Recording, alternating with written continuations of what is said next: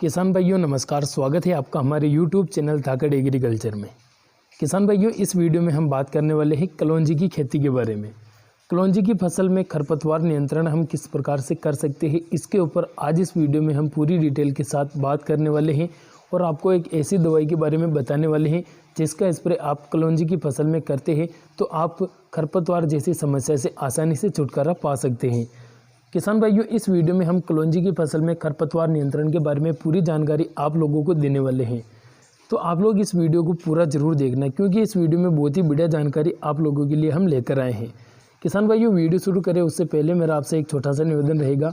अगर आपने हमारे YouTube चैनल को अभी तक सब्सक्राइब नहीं कर रखा है तो सबसे पहले चैनल को नीचे दिए लाल अक्षर के सब्सक्राइब बटन को दबाकर जल्दी से चैनल को सब्सक्राइब कर दीजिए और उसके पास में एक घंटे के निशान को जरूर दबा दीजिए, ताकि जब भी हम नया वीडियो डालें आपको उसका नोटिफिकेशन मिल जाए और आप समय पर सभी जानकारियाँ देख पाएँ। किसान भाइयों, इस वीडियो को लाइक और अधिक से अधिक किसान भाइयों के साथ में शेयर जरूर कर देना। बात करते हैं कलौंजी की खेती के बारे में।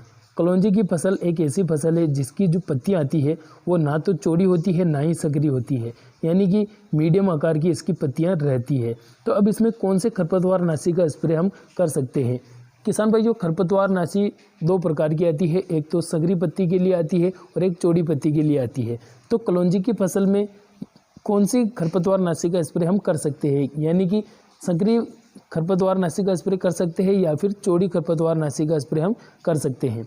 तो किसान भाइयों, कलौंजी की फसल में हम चौड़ी पत्ती के खरपतवार नाशी का उपयोग कर सकते हैं, क्योंकि अगर हम सकरी पत्ती के खरपतवार नाशी का स्प्रे कलौंजी की फसल में करते हैं तो कलौंजी की फसल पर विपरीत प्रभाव पड़ता है और कलौंजी की फसल भी उससे सूख जाती है। तो कलौंजी की फसल में वैसे तो खरपतवार नाशी का स्प्रे नहीं किया जाता है, लेकिन पिछले 1-2 सालों से किसान भाई कलौंजी की फसल में केवल चौड़ी पत्ती की खरपतवार नाशी का स्प्रे करके चौड़ी पत्ती के जितने भी खरपतवार होते हैं उनको आसानी से कंट्रोल कर रहे हैं और उन किसान भाइयों को इनका रिजल्ट भी काफ़ी अच्छा देखने को मिल रहा है। तो चौड़ी पत्ती के खरपतवार नाशी के रूप में हमें ऑक्सीफ्लोरोपेन 23.5% ईसी वाला टेक्निकल का यूज करना पड़ता है। किसान भाइयों, ऑक्सीफ्लोरोपेन 23.5% ईसी केवल और केवल चौड़ी पत्ती के खरपतवारों के लिए आती है, जो कि प्याज और लहसुन में डाली जाती है, जिसका उपयोग अधिकतर किसान भाई कलौंजी की फसल में भी करते आ रहे हैं, जिससे उनको भी अच्छा रिजल्ट मिल रहा है। अब इसका उपयोग किस प्रकार से करना है? तो किसान भाइयों, जब आपकी कलौंजी की फसल 30 से 35 दिन के आसपास हो जाए तो उस समय पर आपको खरपतवार नियंत्रण के रूप में इस खरपतवार नाशी का स्प्रे कर देना चाहिए।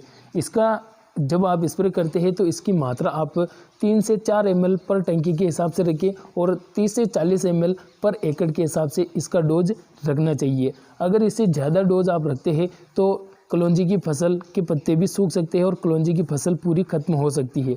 तो आपको ज़्यादा डोज नहीं रखना है, 3 से 4 ml पर टंकी के हिसाब से इसका डोज रखकर स्प्रे कर देना है।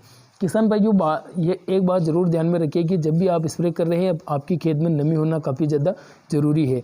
यह देख लीजिएगा कि आपके खेत में नमी है या फिर नहीं है। नमी नहीं है तो नमी बनाने के बाद ही स्प्रे करें। किसान भाइयों, इसके अलावा आप किसी भी अन्य खरपतवार नाशी का स्प्रे कलौंजी की फसल में ना करें, क्योंकि इसमें केवल और केवल चौड़ी पत्ती की खरपतवार नाशी का स्प्रे हम कर सकते हैं। उसके रूप में आप ऑक्सीफ्लोरोपेन 23.5% ईसी वाले टेक्निकल का उपयोग ज़रूर करें।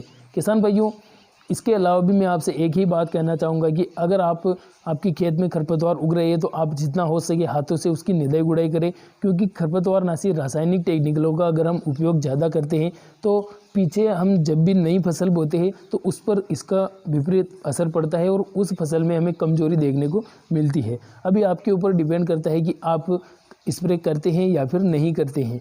तो किसान भाइयों, वीडियो में बस इतनी ही जानकारी थी। उम्मीद करता हूँ वीडियो आपको पसंद आया होगा।